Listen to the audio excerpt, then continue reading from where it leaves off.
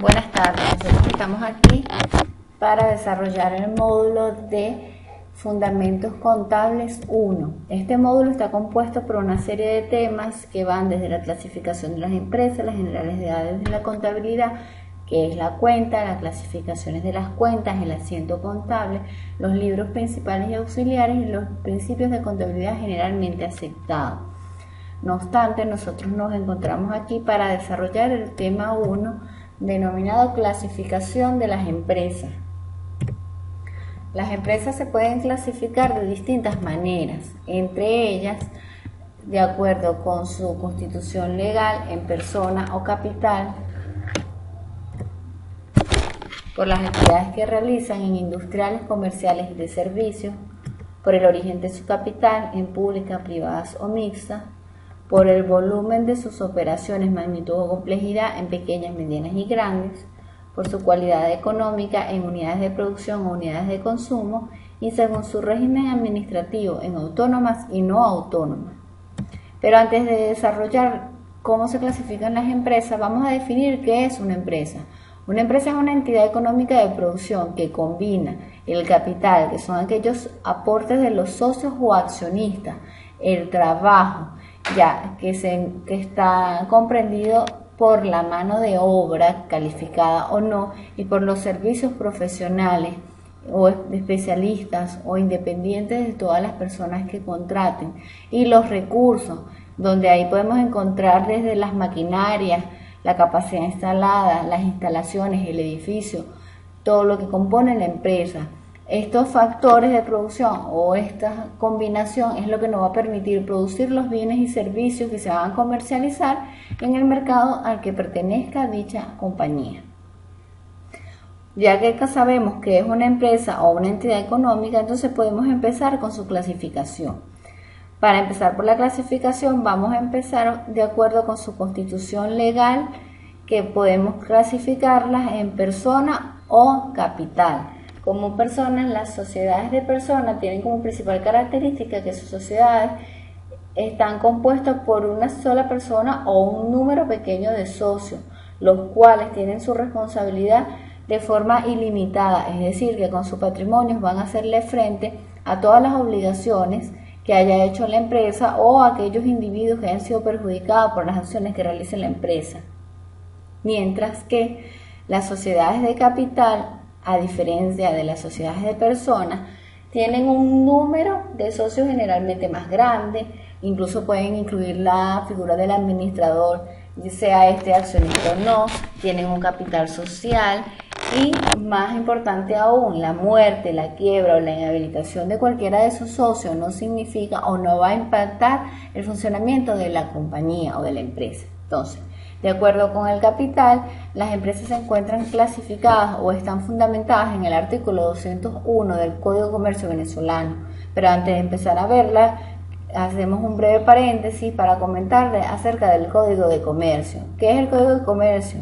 Es aquel que nos va a regir todas las actividades de comercio o las actividades económicas que se realicen en el territorio venezolano. Además, señores, cuando ustedes comiencen a estudiar o cuando consulten el código, se van a encontrar la particularidad que este código data de 1955 y sí es aún el vigente, puesto que no ha sido promulgado, reformulado, corregido por error, republicado, etcétera, etcétera. Por tanto, se mantiene su vigencia desde 1955. Entonces vamos a ver cómo clasifica las empresas según su capital. Inicialmente encontramos entonces las compañías en nombre colectivo, que son las cuyas obligaciones sociales están garantizadas por la responsabilidad limitada y solidaria de todos los socios. La compañía en comandita, las cuales se tienen dos socios, unos que son comanditantes y unos que son comanditarios. Los comanditantes son aquellos cuya responsabilidad es ilimitada por todas las acciones o obligaciones que tenga la empresa, mientras que los comanditarios, su responsabilidad va a suscribirse a la acción, a la cantidad de acciones que tengan en esa empresa. Hasta allí llega su responsabilidad. Seguidamente tenemos la compañía anónima, la cual son aquellas que sus obligaciones sociales están garantizadas por un capital determinado y la que los socios no están obligados sino por el monto de su acción. y las compañías de responsabilidad limitada, cuyas obligaciones sociales están garantizadas por un capital determinado, y a diferencia de las anteriores, el capital social de la empresa no se puede dividir en ningún momento por acciones o títulos negociables. Por el contrario, estará compuesto en cuotas de participación. Es importante, señores, aquí también destacar las empresas de comandita simple y en nombre colectivo deben tener una razón social, mientras que la compañía anónima y la responsabilidad limitada funcionan con una denominación social. ¿Qué es una razón social y qué es una denominación social? Una razón social solo puede hacerse parte de los nombres de los socios. Por ejemplo, es cuando escuchamos Barrera y Monroy asociados. Ahí es una razón social, puesto que el nombre de la empresa va a estar compuesto por el nombre de uno de sus socios o varios de sus socios, mientras que la compañía anónima y la compañía de responsabilidad limitada funcionan bajo una denominación social que por lo general esta nos permite identificar en algunos casos cuál es el objeto de la compañía. Por ejemplo, cuando ustedes escuchan Banco de Venezuela, Sociedad Anónima, Banco Universal, ya se sobreentiende que es un banco. Cuando escuchamos Metalúrgica Las Rosas, ya sabemos que es metalúrgica. No es muy común que se le coloque Mendoza y Asociados Compañía Anónima. O sea, es muy poco usado el nombre de los socios en una sociedad anónima o en una sociedad de responsabilidad limitada. El artículo 202 del Código de Comercio nos obliga a colocarle la sigla CA en la denominación social de la empresa, es decir, tiene que estar claramente identificado que es una compañía anónima, igualmente que es una compañía de responsabilidad limitada. Ahora bien, quiero recordarles que nuestra doctrina o la jurisprudencia vigente en Venezuela no nos hace ningún tipo de diferencia cuando ustedes escuchen nombrar sociedad anónima que compañía anónima, es decir, se está tratando exactamente de lo mismo, o sea, ambos términos es lo mismo. No hay ninguna diferencia a nivel jurídico de decir sociedad anónima de compañía anónima, pero sí es obligatorio que se incluyan las siglas en la denominación social de la empresa. Aclarado esto, también queremos resaltar que aunque no las incluye el Código de Comercio, es importante destacar las cooperativas. ¿Qué son las cooperativas? Son aquellas empresas que buscan obtener un beneficio para sus integrantes y que no tienen fines de lucro. ¿Por qué quisimos incluirlas en esta presentación? Porque si ustedes se han dado cuenta, desde que tenemos este gobierno, desde el año 99, ustedes han escuchado los planes de desarrollo endógeno, los núcleos de desarrollo endógeno y ahora actualmente los motores de la revolución. Todos estos tipos de figuras atrás están respaldadas, en la mayoría de ellas, en cooperativas. Tanto fue así la importancia que el gobierno le dio a este tipo de empresas, que en el año 2013 creó el Ministerio de Poder Popular para las Comunas y Provisión Social, así como también la Superintendencia Nacional de Cooperativas. Y no menos cierto que en el año 2014 la Ley de Impuestos sobre la Renta se reformó para excluir del pago de impuestos a las cooperativas. Continuamos entonces con nuestra clasificación. Entonces, ya vimos que por la Constitución legal se pueden dividir en personas o en su capital. Ahora continuaremos por la actividad que realizan. Por la actividad que realizan, las empresas pueden ser clasificadas en industriales, comerciales y de servicio. Comenzando por las industriales, que como su nombre los dice, son aquellos que van a producir bienes y servicios transformando la materia prima en productos terminados, y estas se subdividen a su vez en empresas primarias y empresas secundarias. Las primarias son aquellas que explotan directamente los recursos naturales, renovables o no renovables, como por ejemplo en la ilustración lo podemos ver, que son las empresas mineras, las pesqueras, las petroleras, y las empresas secundarias, que no son más que aquellas que incluyen las empresas manufactureras y la de construcción. Que es una empresa manufacturera aquella que convierte la materia prima o los productos semielaborados en productos terminados, y las empresas de construcción, ya sean públicas o privadas, son aquellas que nos ayudan a construir las calles, las carreteras, las avenidas, los edificios, etcétera. Un ejemplo también de este sector o del sector manufacturero podemos encontrar la industria automotriz o las fábricas de vehículos, como la quieran llamar. Continuando con la clasificación por actividad económica, ya vimos las industriales, ahora vamos a ver las empresas comerciales. Las empresas comerciales son aquellas, como su nombre lo dice, son las que realizan el acto propio del comercio, es decir, compran y venden productos ya sea al menor o al por mayor. Al menor podemos ver como un ejemplo la cadena de supermercados comúnmente conocida como Unicasa, Central Madirense, el Excelsior Gama, mientras que al mayor podemos mencionar a la empresa Macro.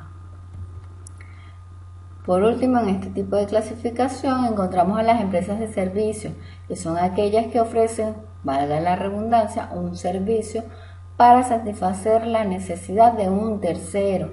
Estas empresas pueden ir desde la recreación, la capacitación, la medicina, el asesoramiento, el turismo, como aquellos servicios básicos que ustedes tienen en su casa, como es la televisión por cable, DirecTV, Supercable, la telefonía celular, que es Movistar, Movilnet, Digitel, las empresas de electricidad como Electricidad de Caracas, las empresas de gas como PDVSA Gas, Domingas, etc.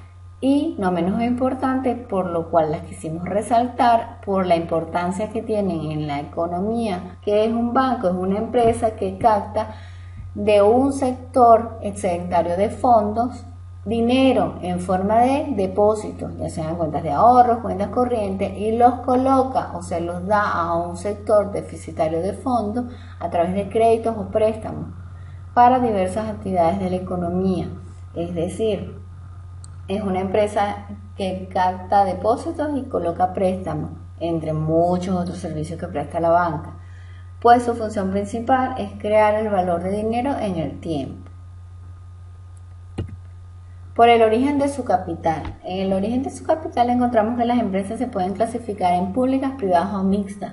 Públicas son aquellas cuyo capital proviene netamente del Estado, ya sea a nivel nacional, municipal o estatal.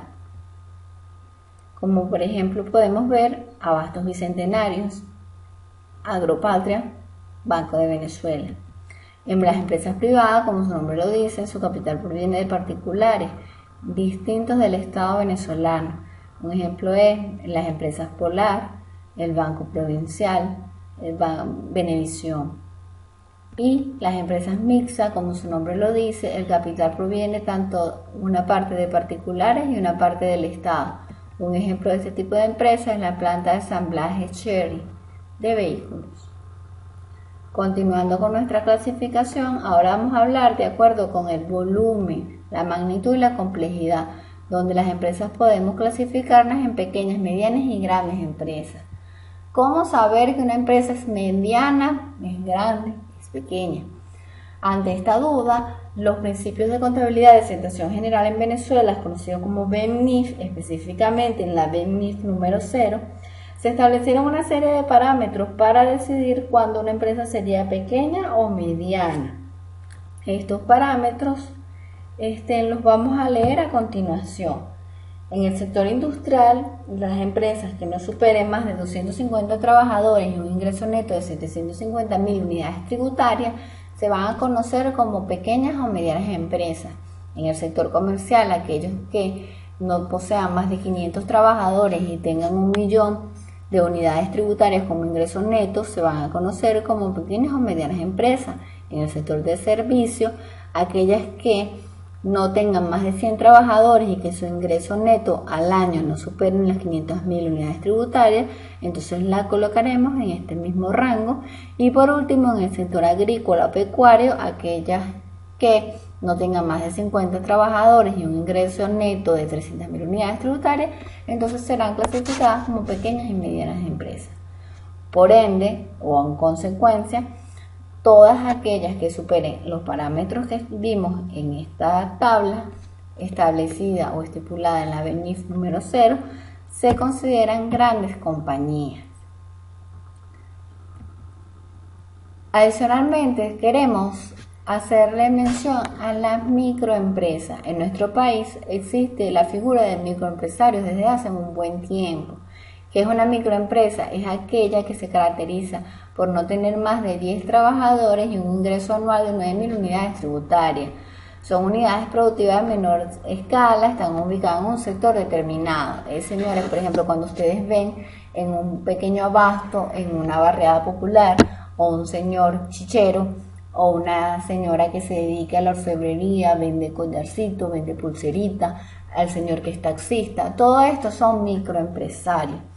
Los microempresarios van a tener, por lo general, tecnologías que van a ser convencionales, artesanales, y sus niveles de productividad o de ingreso van a ser mucho menores a la del sector al que pertenecen.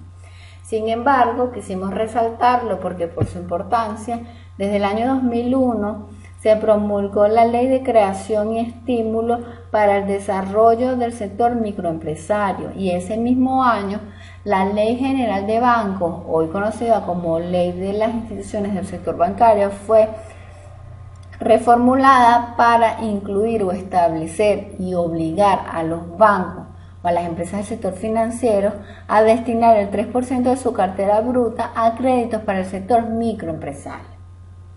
Continuando entonces con nuestra clasificación, podemos encontrar ahora a las empresas de acuerdo a su cualidad económica. Estas aquí las dividimos en unidades de producción o unidades de consumo. Las unidades de producción, como bien lo sabemos entonces, son las unidades económicas, propiamente las empresas, que son, como la definimos inicialmente, la combinación de capital, del recurso humano y de recursos para la producción de bienes y servicios que van a ser colocados en un mercado específico. Y las unidades de consumo, ¿quiénes son los consumidores por excelencia? La familia. No obstante, podemos también incluir como un consumidor a las empresas de la administración pública y a las entidades sin fines de lucro. Finalmente, las empresas del régimen administrativo las podemos clasificar en autónomas y no autónomas. Autónomas, como su nombre lo dice, para mantener sus operaciones y su actividad económica se basta con ella misma, pues sus recursos son propios, mientras que las no autónomas dependen directamente de la participación, del aporte, del subsidio de un tercero para realizar sus operaciones. Por lo general, estas se asocian comúnmente al sector público. Un ejemplo vital de ellas son las alcaldías, las cuales dependen de un aporte del gobierno, no solo para pagar las nóminas de sus empleados, sino también para realizar las obras de las localidades o de las comunidades que están o que pertenecen a esta alcaldía. Así pues, finalizamos el tema 1 de clasificación de las empresas. Muchas gracias por su atención y buenas tardes.